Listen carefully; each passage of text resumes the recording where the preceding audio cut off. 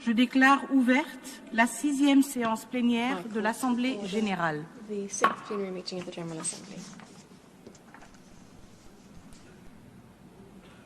L'Assemblée va entendre l'allocution de Sa Majesté Don Felipe, roi d'Espagne. King of Spain.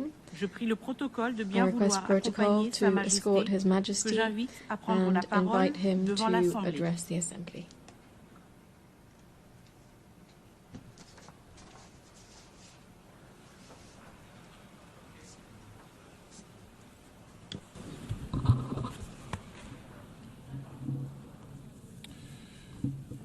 Señora Presidenta, Madam President, General de las Naciones Unidas, Mr. United Nations Secretary General, heads of state and government, ambassadors, authorities, ladies and gentlemen, a very good morning to you.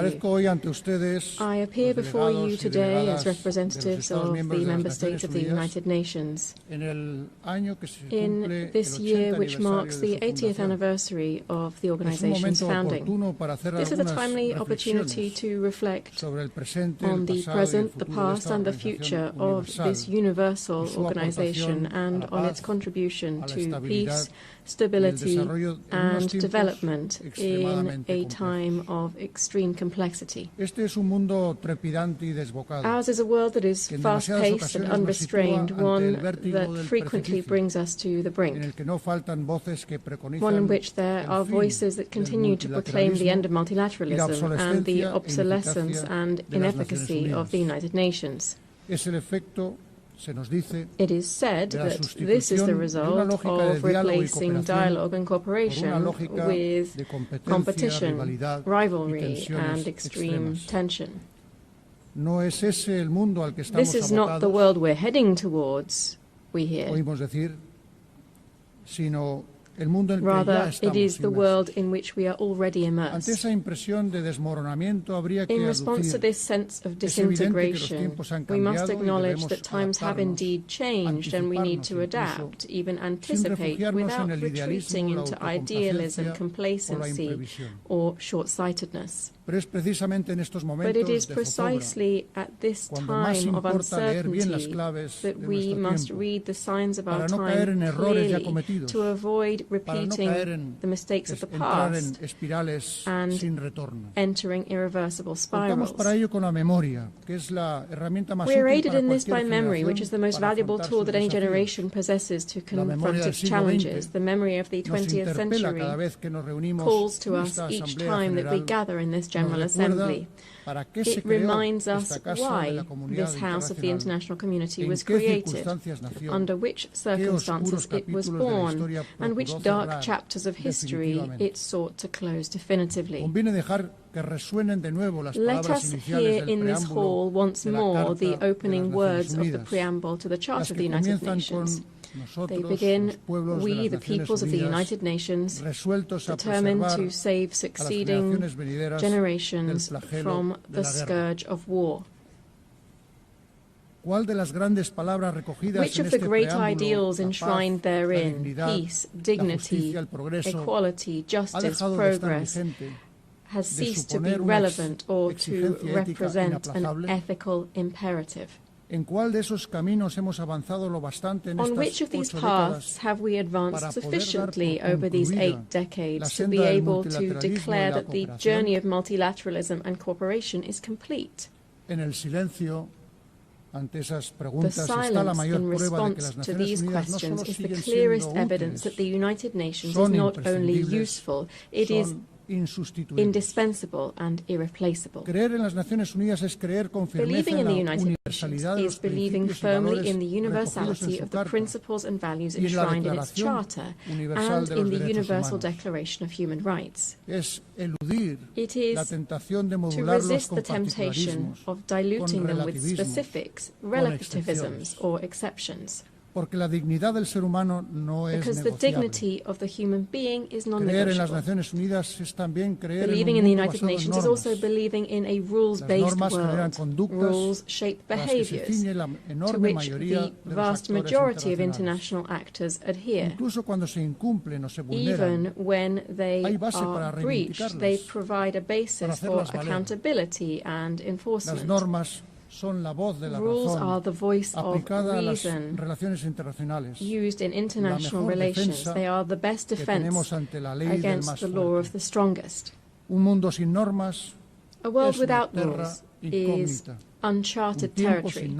A time without rules is returning to the Middle Ages. The path proposed by the United Nations Charter is fraught with obstacles, and will never be fully completed. That is why the example of those who have been committed to its values is so precious. These are people working under extreme conditions, risking their freedom, their physical integrity, or even their lives, in a world plagued by conflict in all too many regions. We see this in Europe, in Ukraine, where war has been unleashed by Russia's unprovoked and unjustifiable aggression, violating the country's sovereignty and territorial integrity. Peace in Europe will not be possible without justice and accountability. Spain will continue to support all efforts aimed at achieving a just and lasting peace, grounded in the principles of international law, respect for human rights, and accountability. We also see this in its full severity in the Middle East, in Palestine, in the Gaza Strip. We cannot remain silent or look away from the devastation, the bombings, including of hospitals, schools, and places of refuge. In light of the countless civilian deaths, famine, starvation, the forced displacement of hundreds of thousands of people. To what end? These are abhorrent acts that stand in stark contrast to everything that this forum represents. They offend human conscience and shame the entire international community.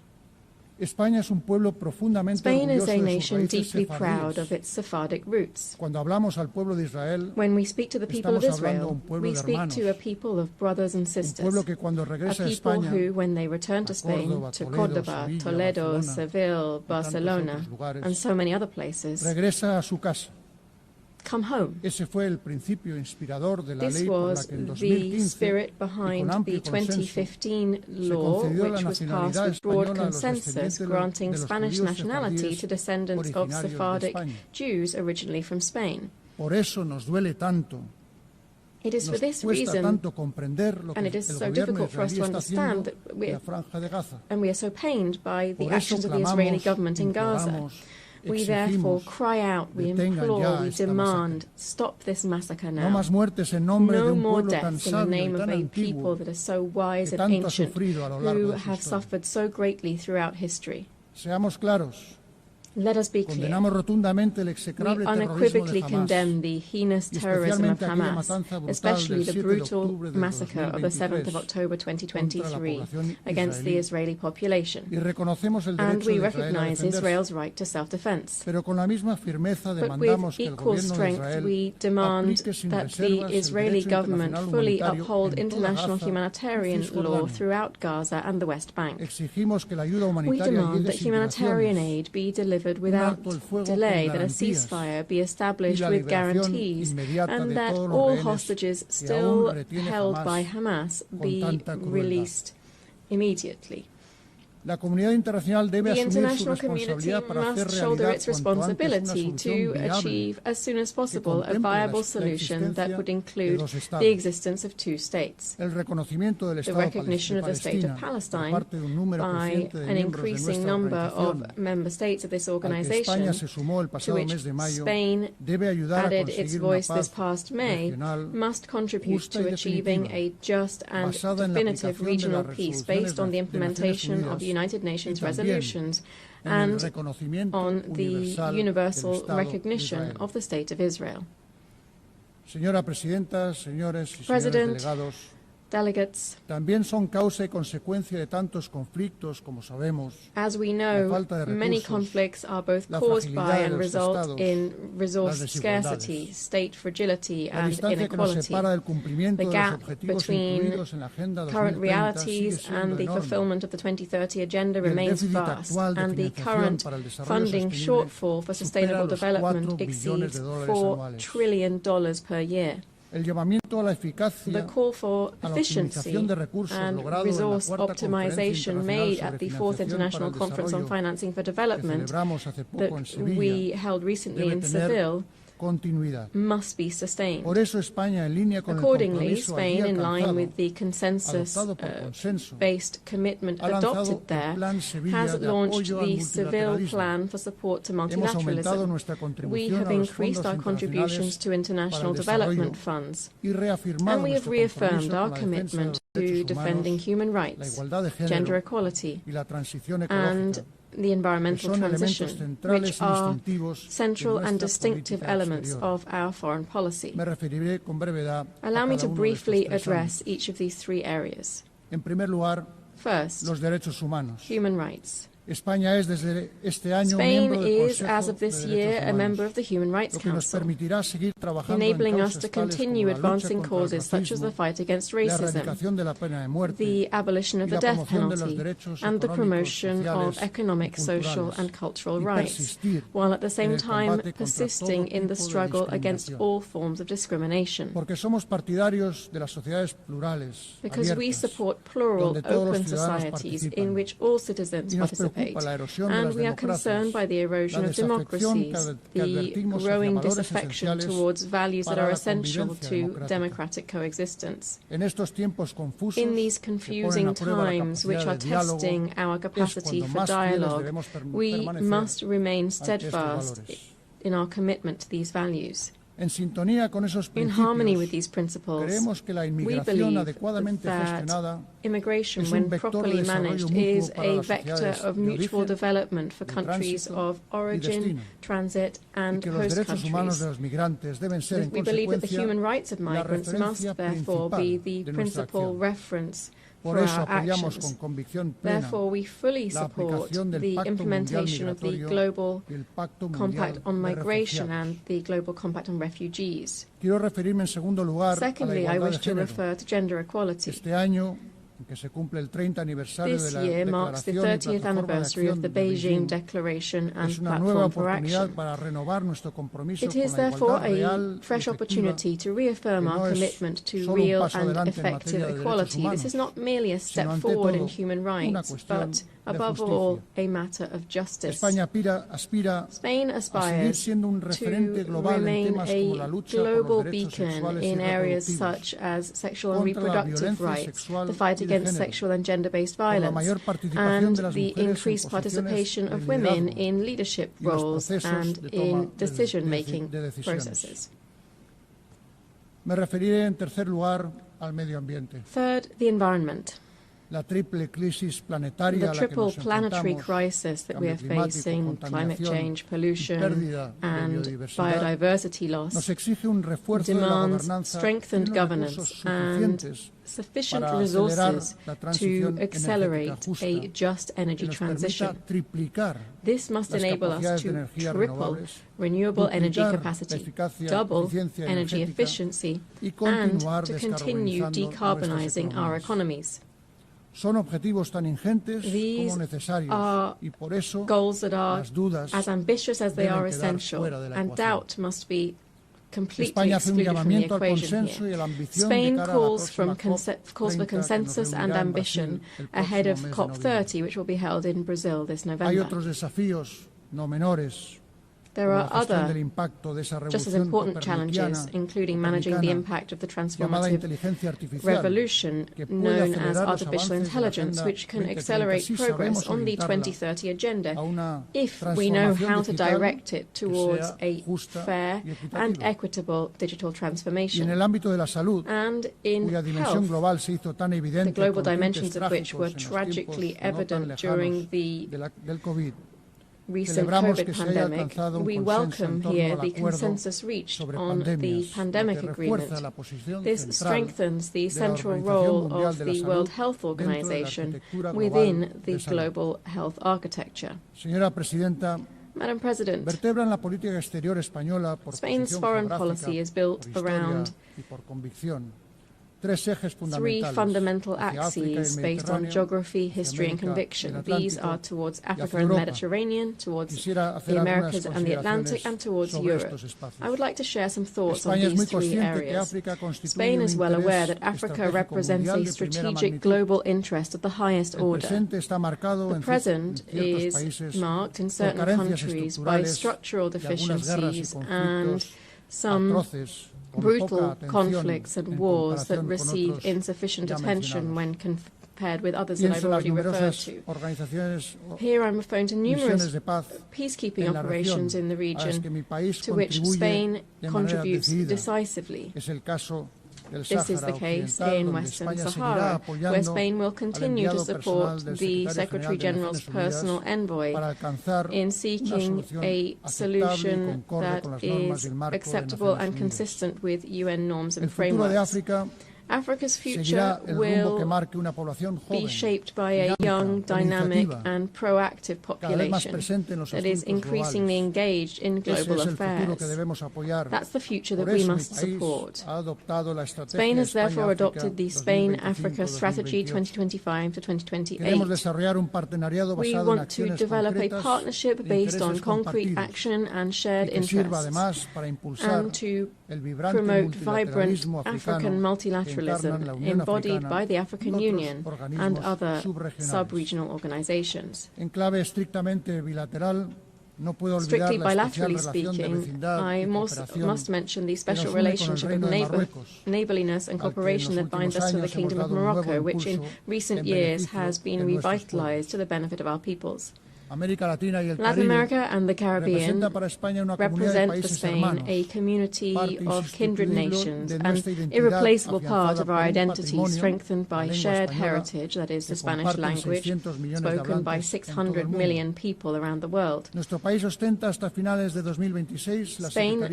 holds the pro tempore secretariat of the Ibero-American Community of Nations until the end of 2026, and Madrid will hold the next Ibero-American Summit. We will continue to support the EU's engagement in the region, which will culminate this year in the EU CELAC summit that will be held in Colombia next month, November. The European Union is one of the greatest achievements of concord and a model for multilateralism. Its voice is more necessary than ever in these times. We therefore advocate for a union that is increasingly effective, cohesive, secure and competitive on the global economy. I think it's important to recall that on the 11th of June this year, we launched a definitive political agreement regarding the key aspects of the future accord between the European Union and the United Kingdom. This was a historic agreement that respects Spain's position on sovereignty and jurisdiction over Gibraltar, which will bring confidence, legal certainty and stability to the lives of the populations of the Campo de Gibraltar and Gibraltar itself. Madam President, I began speaking about the past and present of the United Nations, and I shall dedicate my last few words to its future. In these times of severe budgetary constraints, I call on all member states to reaffirm their commitment to this organization. I encourage all of its personnel, led by the Secretary-General, to persist in their enormous efforts towards efficiency and effectiveness, prioritizing those areas whose neglect would represent an unacceptable breach of the ethical standards that must always guide their work. We continue to believe in the need to advance reform initiatives, and we offer our capacity for dialogue and consensus building, as well as our firm multilateral conviction in this endeavor. On this 80th anniversary, which coincides with the 70th anniversary of Spain's accession to the organization, I wish, Madam President, to renew my country's recognition of all of the men and women working within the United Nations. You are the custodians of the memory of the 20th century and the guardians of the hopes invested in the 21st. And it is now, when so many questions are surrounding multilateralism and cooperation, that we need you most. Thank you very much.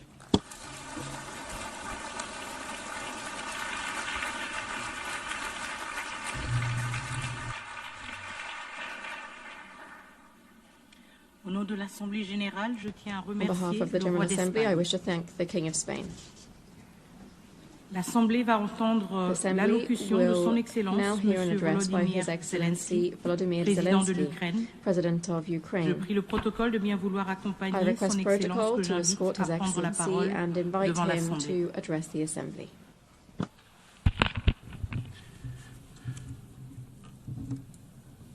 Madam Chair, Deputy Secretary.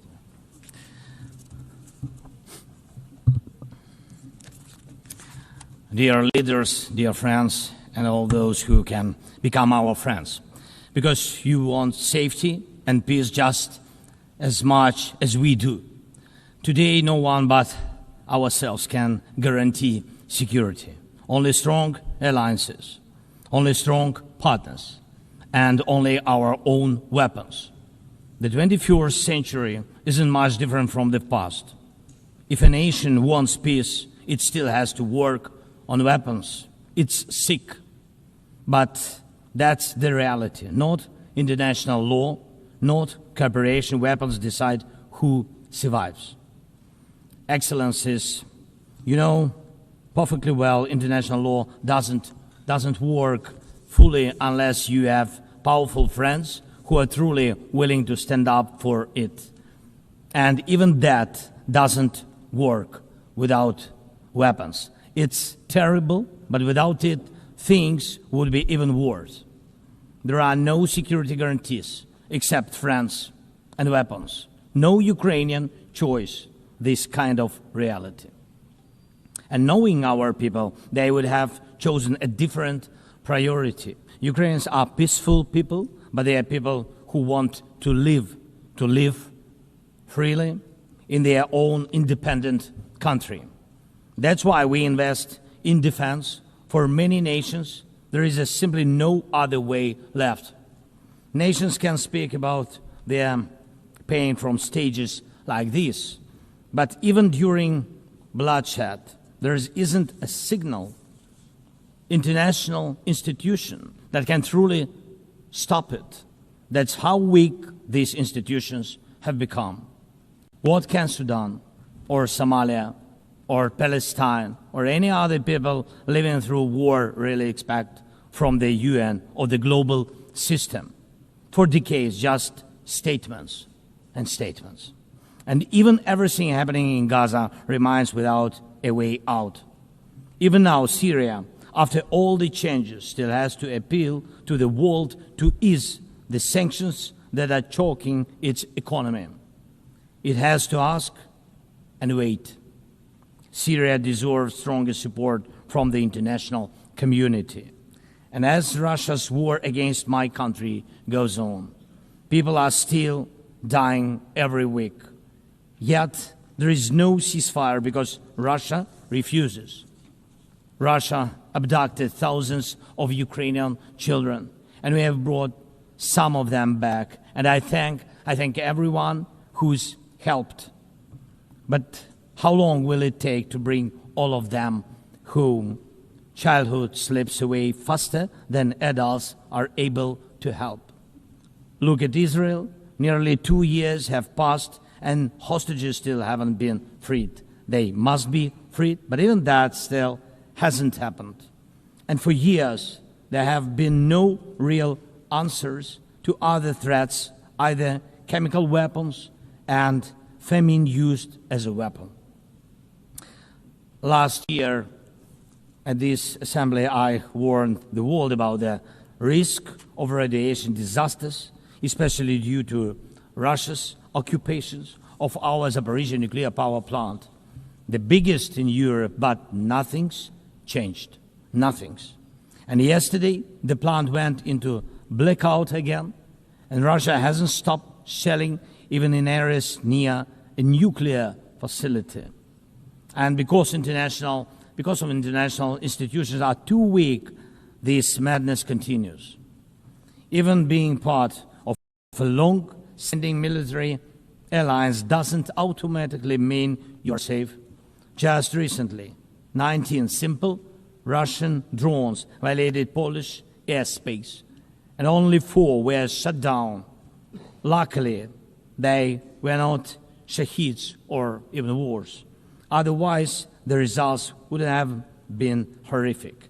Estonia had to call a UN Security Council meeting for the first time in history because Russian fighter jets deliberately entered its airspace. Moldova is defending itself again from Russia's interference. We are helping Moldova, and Russia's trying to do to Moldova what Iran once did to Lebanon. And the global response, again, not enough. We have already lost Georgia in Europe. Human rights and the European nature of the state system are only shrinking there. Georgia is dependent on Russia. And for many, many years, Belarus has also been moving toward dependence on Russia. Europe cannot afford to lose Moldova too. It's important to remember how the world once ignored the need to help Georgia after Russia's attack, and how the moment was missed with Belarus. How Moldova must not be lost. And for Europe, supporting Moldova's stability is not costly, but failing to do so will come at a much higher price. That's why the EU needs to help Moldova now with funding and energy support, not just words or political gestures. We must not forget about protecting the rights of people and the rights of nations in regions where these rights are under threat. The UN Charter and the Universal Declaration of Human Rights must apply everywhere. But the Taliban in Afghanistan dragged a whole country back into the dark ages. Cartels in some Latin America countries are more powerful than the government there. This is all about collapse of international law and the weakness of the international institutions. And so it's about the rise of weapons. Weapons decide who survives. Excellencies, yesterday President Trump stood right here in this hall, and God saved him from a murder attempt during the campaign. A shot was fired from a rifle, and just a fraction of an inch saved his life. Just days ago, President, along with hundreds of thousands of Americans, honored the memory of Charlie Kirk. Sadly, his life was cut short by a bullet. Once again, violence with a rifle in hand. We also mourn the Ukrainian woman, Irina Zarutska. She was brutally killed with a knife here in America, the very country where she was seeking refuge from Russia's war. And almost every day, when we open the news, we see headlines about violent attacks happening all around the world. Most of it is done with weapons. People are already used to, but weapons are evolving faster than our ability to defend ourselves. Now, there are tens of thousands of people who know how to professionally kill using drones. Stopping that kind of attack is harder than stopping any gun, knife, or bomb. This is what Russia has brought with its war. It used to be that only the strongest countries could use drones because they were expensive and complex. Now, even simple drones can fly thousands of kilometers. War tech doesn't care about geography anymore. It's now reshaping it. Just recently, airports in Europe had to shut down because of drones. Authorities couldn't even say what kind of drones they were, who sent them, or from where. Last week, North Korea announced the test of a tactical strike drone. That means even countries with limited resources can now build weapons that are dangerous to their neighbors. Ukraine and nations like Saudi Arabia know all too well how dangerous Iranian attack drones are. But what happens when all the types of drones become available, even to small terrorist groups or cartels? The world moves too slowly to protect itself, and weapons move fast. Now companies are already working on drones that can shoot down other drones, and it's only a matter of time, not much, before drones are fighting drones, attacking critical infrastructure and targeting people all by themselves, fully autonomous and no human involved, except the few who control AI systems. Dear leaders, we are now living through the most destructive arms race in human history, because this time includes artificial intelligence. And if there are no real security guarantees except friends and weapons, and if the world can't respond even to old threats, and if there is no strong platform for international security, will there be any place left on Earth that's still safe for people? We need global rules now for how AI can be used in weapons, and this is just as urgent as preventing the spread of nuclear weapons. We need to restore international cooperation, real working cooperation for peace and for security. A few years from now might already be too late. 10 years ago, war looked different, and no one imagined that cheap drones could create dead zones, areas stretching for dozens of kilometers where nothing moves, no vehicles, no life. People used to imagine that only after a nuclear strike. Now it's drawn reality. Mass-produced, simple drones, and without AI yet. Ukraine doesn't have the big fat missiles dictators love to show off in parades, but we do have drones that can fly up to 2,000-3,000 kilometers. We had no choice but to build them to protect our right to life. Control over the sea used to depend on having a big navy. Ukraine doesn't have a big fleet, but we succeeded. In the Black Sea, we pushed what's left of the Russian navy into remote base.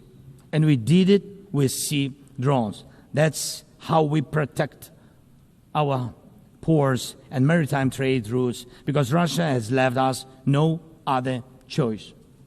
And our spiderweb operation, when cheap drones destroyed or damaged dozens of expensive Russian strategic bombers, became a real example for special forces around the world of what new weapons can do to old systems.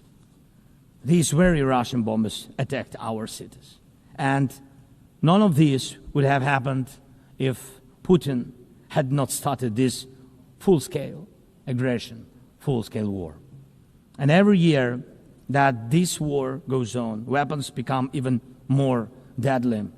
And only Russia deserves to be blamed for this.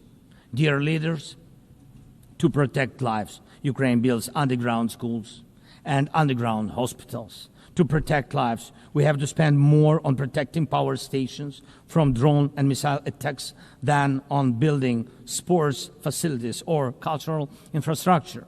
Ukrainian farmers are learning how to protect their equipment from Russia's FPV drone strikes, and for them that challenge is far greater than climate change.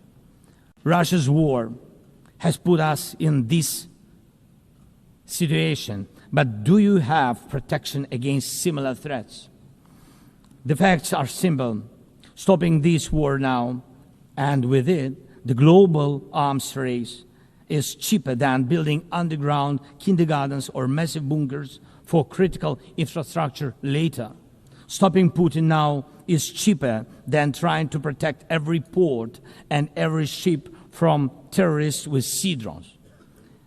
Stopping Russia now is cheaper than wondering who will be the first to create a simple drone carrying a nuclear warhead.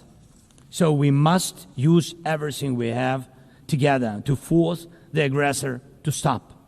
And only then do we have a real chance that this arms race will not end in catastrophe for all of us. If it takes weapons to do it, if it takes pressure on Russia, then it must be done. And it must be done now. Otherwise, Putin will keep driving the war forward wider and deeper.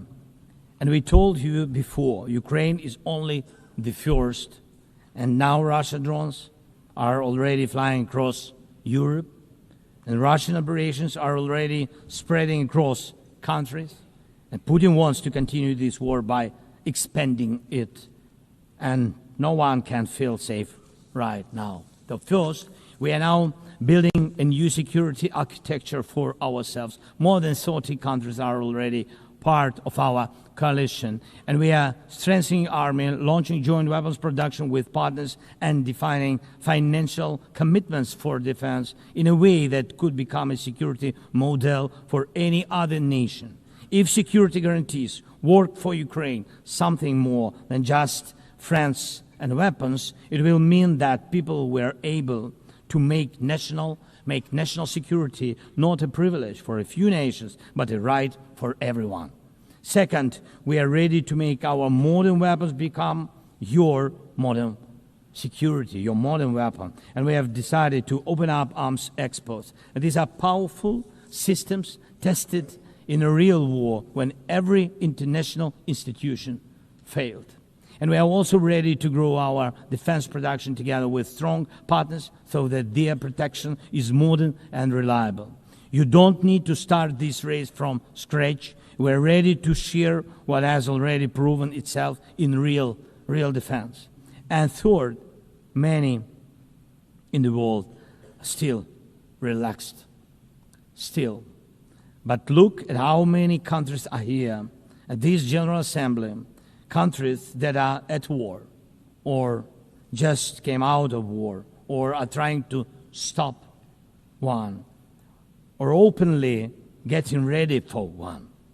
War has already reached too many people to pretend it has nothing to do with you.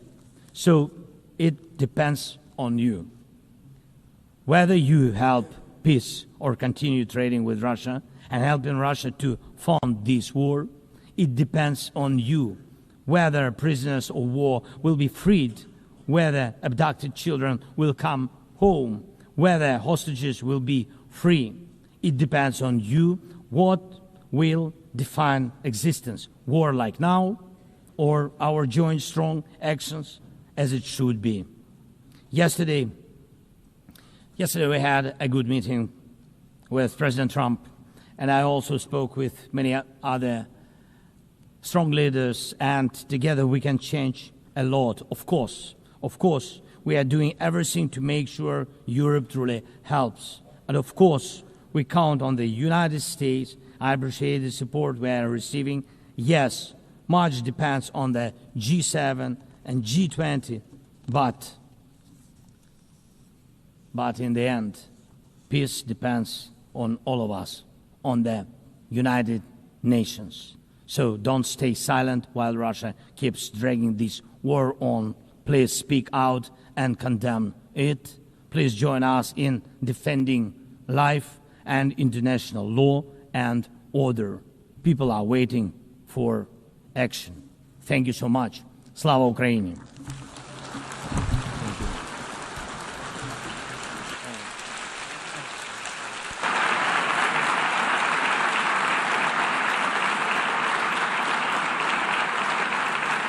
Au nom de l'Assemblée générale, je tiens à remercier le président de l'Ukraine The Assembly will hear an address by His Serene Highness, Prince Albert II, Sovereign Prince of Monaco. I request protocol to escort His Serene Highness and invite him to address the Assembly.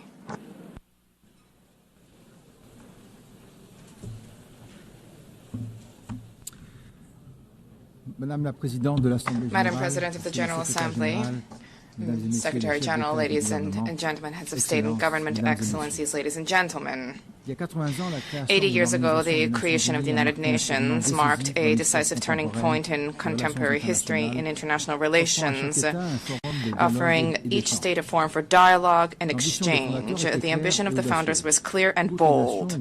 All nations, large and small, need to be able to participate on equal footing in crafting collective solutions, equality, respect, dialogue.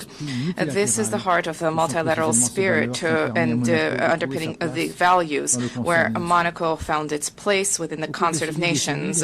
Over these past 8 decades, the United Nations has supported and ushered in major turning points: the reconstruction of Europe after the Second World War, the process of decolonization, the hope of an international order that is more peaceful after the Cold War. The organization contributed to the establishment of robust international law, the adoption of numerous treaties, law of the sea, counter-terrorism treaties, protection of the environment, the promotion of human rights.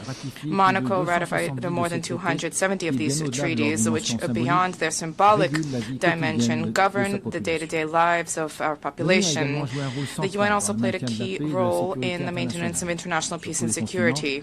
On all continents, these operations help to prevent conflict and to support democratic transitions. International justice, specifically through the judgments rendered by the international criminal tribunals, have been significant sources of progress in combating impunity for the gravest crimes, and the International Court of Justice remains a pillar when it comes to peaceful resolution of disputes. The United Nations has been a pioneer in ecological awareness, raising the protection of our planet, mobilizing governments, scientists, civil society to put together concerted strategies, and these are issues which are of tremendous importance to us. The UN has shed light on the role of sports as a vector for peace, for inclusion, for development. Our principally welcomes the fact that sport is increasingly taking pride of place in the work of the organization. Madam President, we are cognizant of the progress that has been made over the past 8 decades, and yet we have more challenges to surmount, which requires resolute collective action. The progress that we have made is significant, but we have a grim reality. We are in a multipolar world where international realities are significant. There are proliferation of peacekeeping operations show that dialogue and preventive diplomacy, unfortunately, do not always generate the anticipated results. International security is today gravely imperiled. International tensions and conflicts are spreading in all 4 corners of the world, and this makes it all the more necessary for there to be a reaffirmation of the core principles of the United Nations: sovereignty of states, peaceful dispute resolution, respect for international law and human rights. In this regard, the Principality of Monaco firmly condemns the war of aggression targeting Ukraine and the suffering this has inflicted upon civilian populations, and I reiterated this message just now to President Zelensky. I cherish the hope that a just and lasting negotiated peace agreement can be found soon to guarantee security and to rise to the expectations of the Ukrainian people. In the Middle East, violence has generated unacceptable human suffering, casualties. The risk of regional conflagration requires that there be an immediate de-escalation, protection of civilians, the unimpeded delivery of humanitarian assistance, and a sincere relaunch of the peace process on the basis of the 2 states. Peace is not a utopia. Peace is an overriding necessity. These security-related challenges are compounded by environmental challenges. The international community recently met in Nice for the 3rd UN Conference on Oceans, vehemently recalling the need to act for the protection of seas and oceans. The Principality organized, before the conference, a Blue Economy and Finance Forum. Heads of state, economic leaders, investors, philanthropists, development banks, NGOs, 1,800 participants arrived from nearly 100 countries responding to the call to mobilize more financial resources to invest in a sustainable, regenerative blue economy.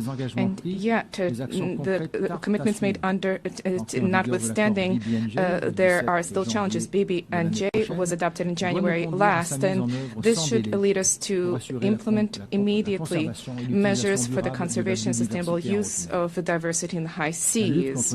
The fight against climate change is a responsibility, a historic responsibility. Acceleration of extreme events requires credible, immediate finance responses. We are traversing a significant difficulties. There is science which is accessible, abundant, more reliable than ever before. The Paris Agreement, the 10th anniversary of which we are marking this year, provides a structured, transparent framework which should generate robust trust among all stakeholders. This year, new nationally determined contributions have been published. And this is a reflection of the need to be more and more ambitious. I wish to recall that these ambitions carry moral significance, particularly vis-à-vis young people and succeeding generations, but also, as was recently recalled by the ICJ in the advisory opinion. And in this regard, and in accordance with the new collective goal for financing, which was adopted in Baku last year, I decided that my country will double specific financing under climate agreements, and this is by 2028. Let us not forget that there's a need to invest in countering climate change, but there's a need to take into account the depletion of biodiversity throughout the world. COP17 and the Biological Diversity Convention, October 2026, will be held in Yerevan. This is a key opportunity to transform the commitments into reality, specifically when it comes to financing and meaningful protection of ecosystems. Madam President, we cannot pass over in silence the alarming setbacks in human rights. Freedom, the repression of freedom, civil society, excessive use of force, these are all undermining the very basis of civilizations and are resulting in a loss of trust of citizens vis-à-vis systems. Women's rights are a key pillar for peace, for development, and for justice. 30 years after the Beijing conference, gender equality between men and women has still not been fully universally attained, and this remains a key priority, which is something we need to reaffirm. There's an urgent need to generate collective commitment to combat violence against women and girls and against all kinds of persecution which they endure, including in conflict-affected areas. No society can be prosperous if such inequality persists there. Likewise, no society can develop without taking care of its young population, because young people are not just the future of the world. Young people are the present. 30 years after the World Youth Program, it is incumbent upon us to raise the role of young people in discussions on the economy, civic life, access to education, employment, digital issues. This is not a privilege. This is a right. Madam President, public global health is key. Non-communicable diseases are the main cause of premature deaths, and there's a need for cross-sectoral mobilization to address this challenge. I welcome the key role of the WHO with the global action against these diseases, but there's a need to move further to strengthen synergies among the stakeholders to improve the effectiveness of action, particularly among budgetary constraints. The fourth high-level meeting on this issue should generate new momentum to intensify prevention and to provide universal access to high-quality care. Madam President, the 80th anniversary of the United Nations offers an opportunity to breathe new life into multilateralism, to reform its operations, and to address the liquidity crisis. Reform of the United Nations should restore people's trust and to establish an effective structure based on core values. The United Nations is the only universal body which is capable of defending sovereignty of states and embodies the ideal of cooperation amongst people. But this is not only at the UN headquarters. As specialized institutions, UNESCO, FAO, and IAEA, and many others. These all play a critical role by providing concrete support for environmental, educational, and social policies of states, helping them to fully meet their responsibility without duplication of mandates in New York. And let us recenter the work of our organization to focus on the priorities enshrined in the Charter. We need to rekindle a spirit of dialogue, the spirit of organization. The general debate should once again become this unique opportunity where leaders of the world listen to one another and seek to achieve mutual understanding. The Principality of Monaco cherishes the hope that through reform, the UN will once again become the center with the harmonization of UN efforts for the maintenance of peace and security in accordance with Article 1 of our Charter. No state alone can resolve the crisis plaguing our times. It's by sharing ideas, resources, and willingness that we can together build a future of peace, of lasting peace, because together we are better. Thank you.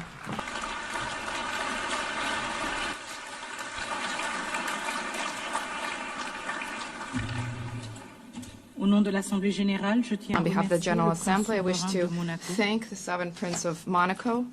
The Assembly will hear an address by His Excellency Masoud Pezeshkian, President of the Islamic Republic of Iran.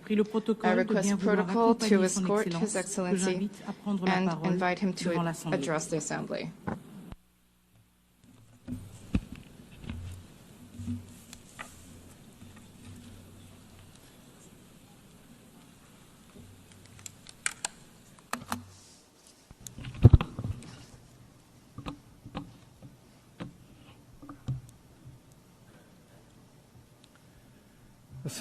In the name of God, the most compassionate, the most merciful, Mr. Secretary General, Madam President, distinguished representatives, ladies and gentlemen, the theme of this year, and I quote, "Better together, 80 years and more of peace, development, and human rights," unquote, is in truth a summons to solidarity and to a shared vision of a brighter future.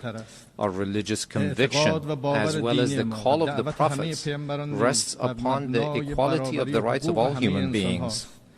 That which renders man more worthy is piety, namely truthfulness, wisdom, purity, and benevolence. The bedrock of all divine religions and of the human conscience is this golden maxim: that which you would not approve for yourself, do not approve for others.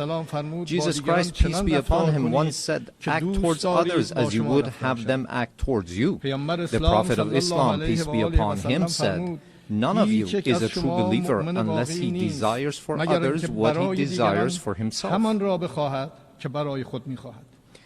The sage Hillel, the elder, expressed the essence of the Torah as such: that which is hateful unto thee, do not do unto thy fellow. In the traditions of the Orient, likewise, the central teaching is this very principle, and secular schools of ethics, grounded in reason and conscience, have arrived at the same conclusion. Excellencies, is this the state of our world? Let us behold the past 2 years.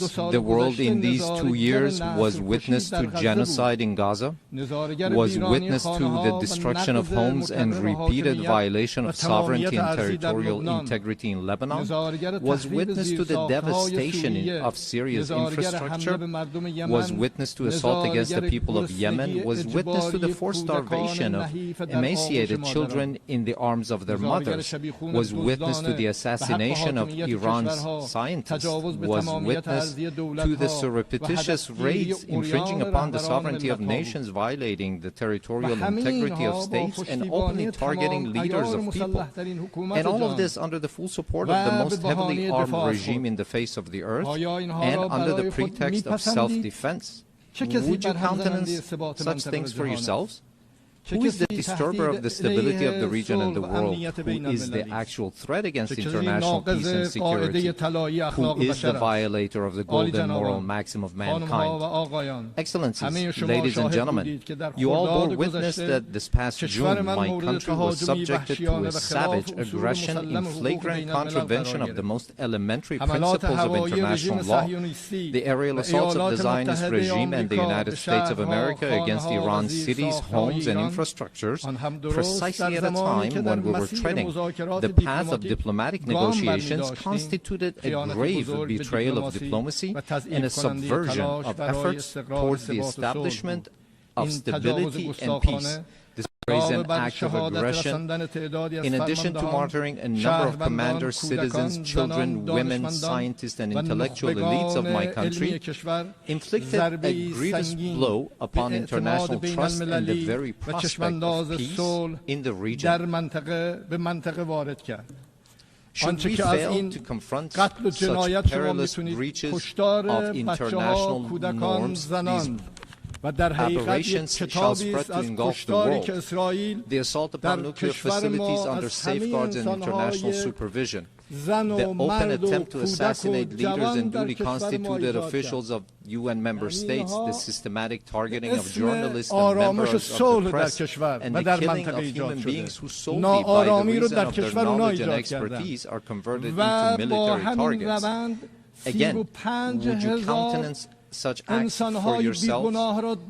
With this behavior, they have killed at the very least over 35,000 innocent civilians in Gaza.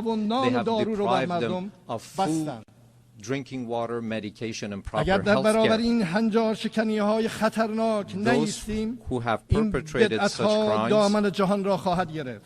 حمله به تأسیسات هستی تحت پادمان و نظارت بین المللی تلاش علنی برای کشتن رهبران و مقامات رسمی دولت‌های عضو سازمان ملل هدف گرفتن systematic targeting of journalists and members of the press and the killing of human beings who solely by the reason of their knowledge and expertise are converted into military targets. Again, would you countenance such acts for yourselves? Those who have perpetrated such crimes must know that Iran, the most ancient continuous civilization upon the face of the earth, has ever stood steadfast against the tempests of history.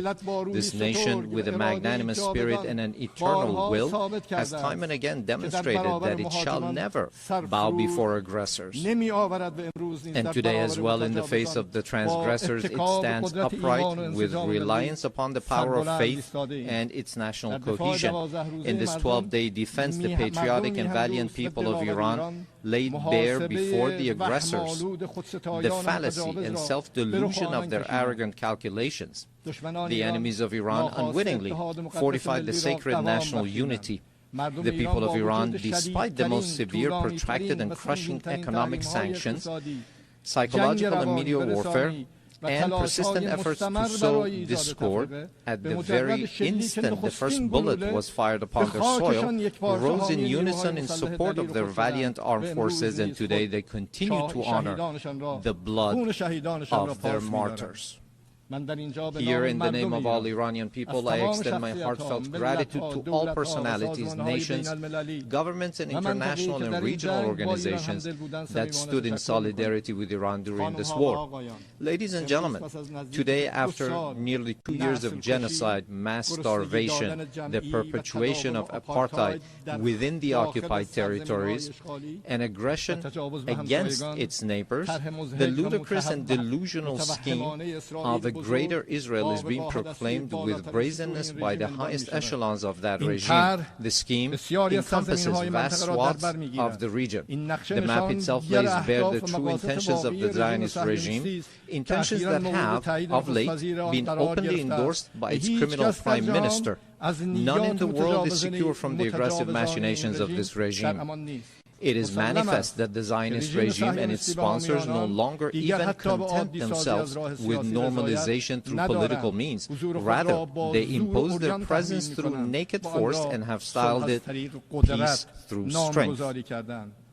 Yet, this is neither peace nor power. It is nothing but aggression rooted in coercion and bullying.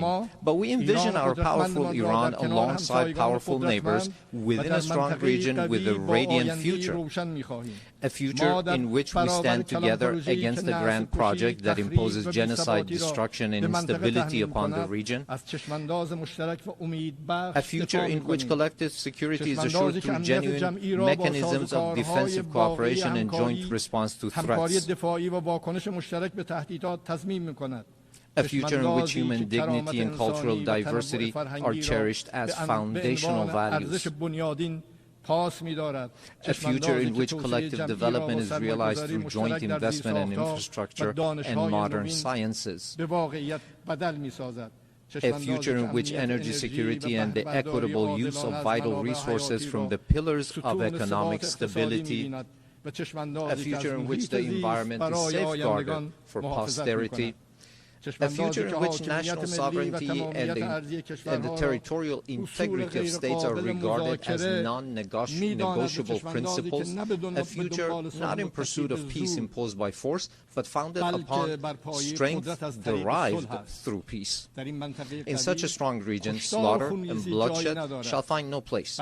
It is for this very reason that my country has, for many years, been among the staunchest advocates of establishing a region free of weapons of mass destruction, yet those who themselves possess the largest nuclear arsenals and who in flagrant breach of the NPT make their weapons even deadlier and more destructive have for years subjected our people to pressures on the basis of spurious allegations. Last week, 3 European states, having failed through a decade of bad faith and thereafter by supporting military aggression to bring the proud people of Iran to their knees, at the behest of the United States of America, sought, by means of pressure, coercion, imposition, and manifest abuse, to reinstate against Iran the Security Council resolutions that had already been terminated. In doing so, they set aside good faith. They circumvented legal obligations. They sought to portray Iran's lawful remedial measures taken in response to the United States' withdrawal from the JCPOA and to Europe's breach and utter incapacity as a gross violation. They falsely presented themselves as parties of good standing to the agreement, and they disparaged Iran's sincere efforts as insufficient. All of this was in pursuit of nothing less than the destruction of the very JCPOA, which they themselves had once held as the foremost achievement of multilateral diplomacy. This unlawful measure, which has also met the opposition of certain members of the Security Council, possesses no international legitimacy and will not garner the approbation of the international community. I hereby declare once more before this assembly that Iran has never sought and will never seek to build a nuclear bomb. We do not seek nuclear weapons. This is our belief based on the edict issued by the Supreme Leader and by religious authorities. Therefore, we never sought weapons of mass destruction, nor will we ever seek them. Whereas those who disturb the peace and stability in the region lies in Israel, but Iran is the one that is being punished for those actions. There is a poem that roughly says something to the effect that someone on one side of the world does something to disturb the peace and someone else is punished for those actions. Ladies and gentlemen, the Islamic Republic of Iran welcomes peace and stability. We believe that the future of our region and of the world must be built upon cooperation, trust, and shared development. In this framework, Iran supports the peace process between the Republic of Azerbaijan and the Republic of Armenia and hopes that its outcome shall be enduring and serve as a foundation for improved relations between these two neighboring states. Iran also hopes that the efforts to bring an end to the war in Ukraine may result in a just and lasting agreement between Russia and Ukraine and bring solace to the human suffering caused by this crisis. Iran welcomes the defensive pact between the two brotherly Muslim countries, the Kingdom of Saudi Arabia and the Islamic Republic of Pakistan, as a beginning for a comprehensive regional security system with the cooperation of the Muslim states of West Asia in the political, security, and defense domains. Finally, Iran condemns the criminal aggression of the Israeli regime against Qatar, which resulted in the martyrdom of a number of Palestinian and Qatari nationals, and declares its support and solidarity with the government and people of Qatar. Ladies and gentlemen, true security is not achieved through force, but through confidence-building, mutual respect, regional convergence, and multilateralism grounded in international laws. Based on this foundation, I call upon all to practice listening to one another instead of raising voices, to re-examine the intellectual premises of polarization and political violence, which today ensnares not only the international international community, but also renders societies internally with tension and turmoil. To uphold as the common denominator of all beliefs and cultures the principles that whatever we do not approve for ourselves, we should not impose upon others, instead of distorting concepts and narratives with biased interpretations. To restore and rehabilitate the credibility of international laws, institutions, and mechanisms, and to commit to the establishment of a regional system of security and cooperation in West Asia. Ladies and gentlemen, we Iranians have extended our power in the world not by producing and employing nuclear weapons, nor by the slaughter of hundreds of thousands in the 20th century, nor by genocide and the imposition of starvation upon the children in Gaza in the 21st century, and not even through the historic empires of Iran, but rather through a culture of human fellowship and the message of empathy of universal sages such as Rumi, Hafiz, Sa'di, who 8 centuries ago declared that human beings are members of a whole, in creation of one essence and soul. If one member is inflicted with pain, other members uneasy will remain. If you have no sympathy for human pain, the name of human, you cannot pertain. Those criminals who bully by murdering children are not worthy of the name human being, and assuredly they shall never prove to be trustworthy partners. Relying upon its time-honored tradition of altruism and human fellowship, Iran is a steadfast partner and a trustworthy companion for all peace-seeking countries, a friendship and a partnership grounded not in fleeting expediency, but in dignity, trust, and a shared future. We, the upright people of Iran, by standing firm against lawless marauders, have surmounted with honor the injustices, discriminations, and double standards imposed upon us. And today, with an opportunity-oriented outlook, we have transformed this historic achievement of the Iranian people into a platform for a leap toward a hopeful future. Let us together with you turn threats into opportunities. I thank you.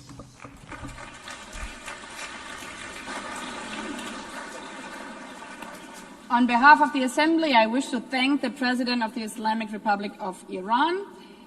The Assembly will hear an address by His Excellency José Raúl Mulino Quintero, President of the Republic of Panama.